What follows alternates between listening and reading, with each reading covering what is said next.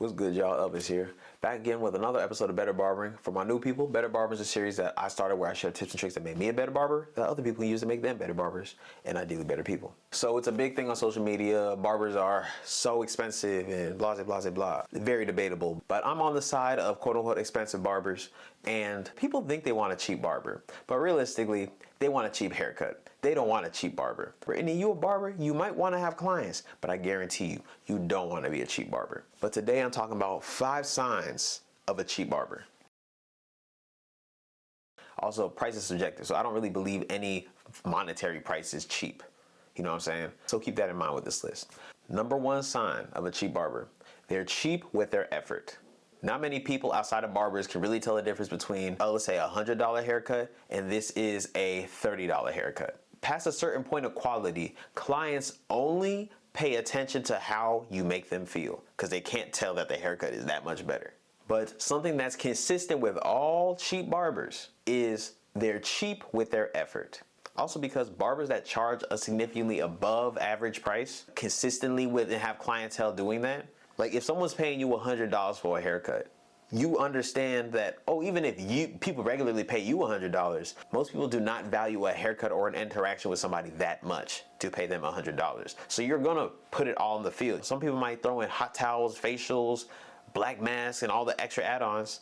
I personally don't do that, but teach their own. When somebody's paying you a high ticket price for a haircut, it kind of goes without saying, the effort, they gonna leave it all on the field. I'm not trying to make judgments about any barbers, but if you're not leaving it all on the field and your clients pay you a significantly above average, I do not respect that shit. So I volunteer and teach at a barber school. And there's been a bunch of times that I've been observing somebody, let's say through the process of a haircut, and let's say the haircut's done and the client's looking in the mirror and they're just like, you can tell they're kind of eyeing something specific, but the barber's over there less in the mirror, not even paying attention to the client, dusting off the clippers. Their energy's like, I hope this dude just kind of get up out the chair. I got this and that to do. Customers only care about the haircut. Clients care about investing in you. Even if they're not buddy with you and it's bare minimum investment, they're investing in the relationship with you. And that is dependent on your effort. They're not paying you for a haircut to look specifically like this or specifically like that. They're paying you for your best effort. So if you slack on the effort that you're bringing, you cannot even reasonably expect people to, first off, pay your price and keep doing business with you, but go above and beyond and tip past your price or stay with you through price raises. Number 2 sign of a cheap barber: they do not invest in themselves. I'm not even talking about investing in any specific clippers or any specific classes or any kind of things like that. If you're not investing in your own betterment, people pick up on all those cues. Like, everybody interacts different with somebody who is in better financial shape, better physical shape, better spiritual shape, better emotional shape. People treat you off the cues that you give them about how you treat yourself. If you aren't investing in your own wealth consciousness, if you aren't talking about ideas that grow you on the level that you're on in the way that you care about, people don't feel like investing in you is worth it. You don't invest in yourself. That does also extend to just education and learning things that will grow your ability and your vision. But it's a holistic thing. It's not about putting money behind something specifically.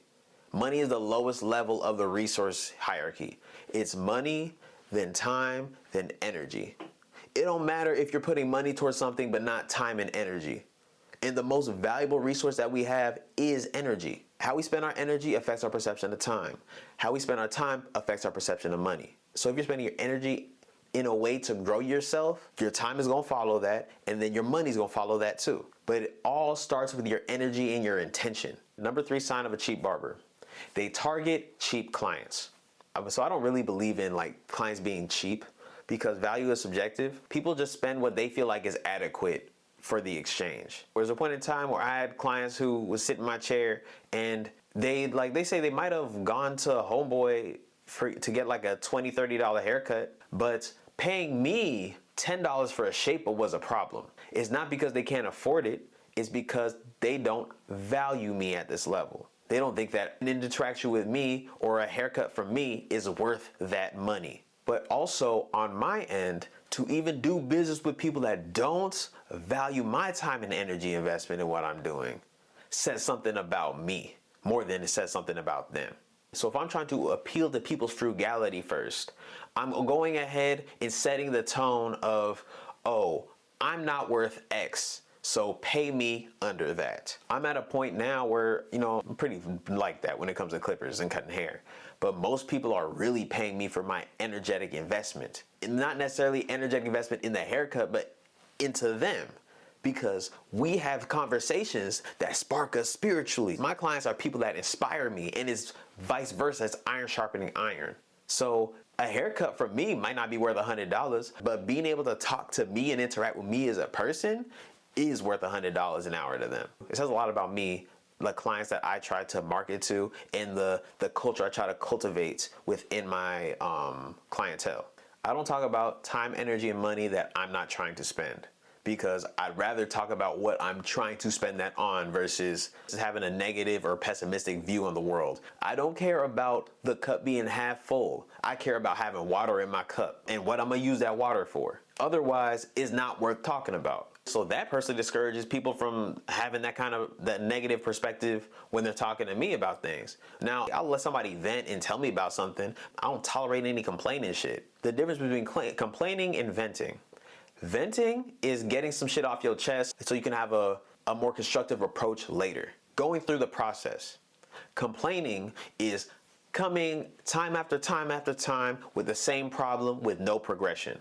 I don't have time for that shit. That's the type of shit that wastes your life force. And my clientele tend to be those kind of people. The more intentional I became with how I spend my time, energy, and money, the more I got magnetized to people that have the same relationship with their resources. But speaking of resources, number 4 sign of a cheap barber: always looking for deals.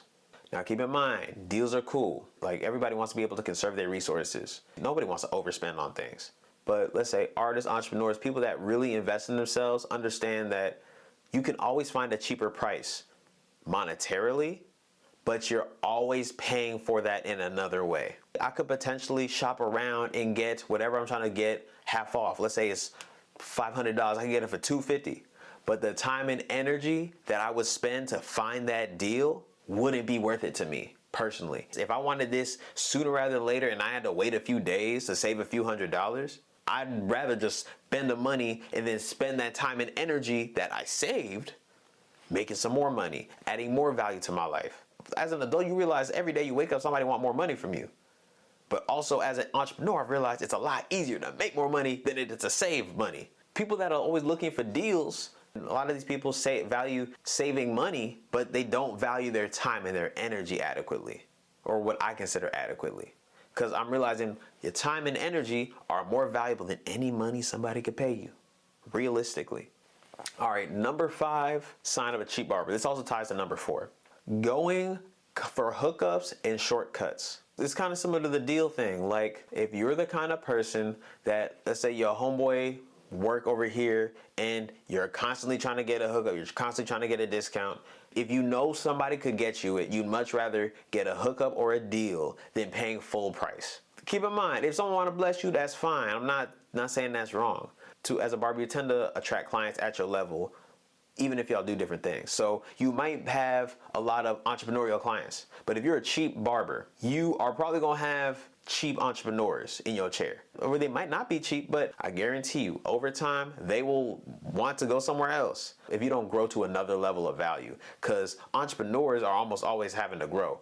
Entrepreneurship gonna have you going through the blender in every season, mentally, physically, emotionally, spiritually, financially. Okay, so if you choose to be stagnant, those clients are gonna leave. But if they do stay in your business, I guarantee you it will be more pity than support. Now, keep in mind though, well, there's a lot of people that I give free haircuts to.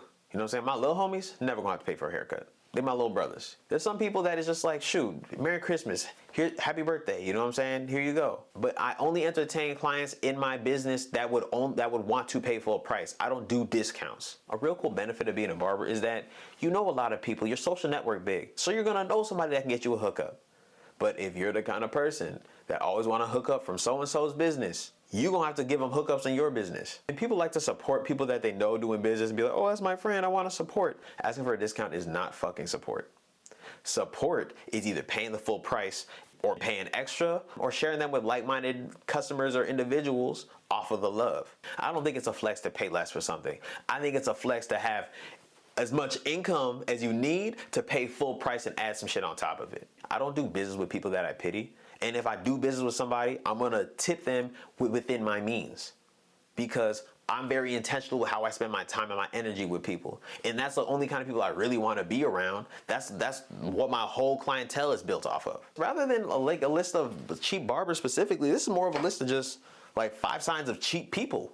A lot of people look at barbers as just a means of a haircut, but we're all people. We're all bigger than this one craft. We're a lot bigger than this thing that we confine ourselves to or define ourselves with. So that is my list. I appreciate y'all watching. If you are interested in getting some consultations in with me, or you're just interested in more content where I'm just getting more into, like, let's say the philosophy of the journey of better barbering, and not even just specifically barbering, just like different arts and crafts, and me, and let's say the conversations I have with my clients, as well as like-minded artists, entrepreneurs, and whatnot. If you're interested in that kind of content, you would love my Patreon. Link in the description. And if you're interested in any kind of consultation with me, feel free to hit me, ideally at Better Barbering on Instagram. If you haven't already followed me, feel free to follow your boy at Cuts by Elvis at Better Barbering on Instagram as well as TikTok. But thank you again for watching. Till next time, Craft of a Clout, I'm out.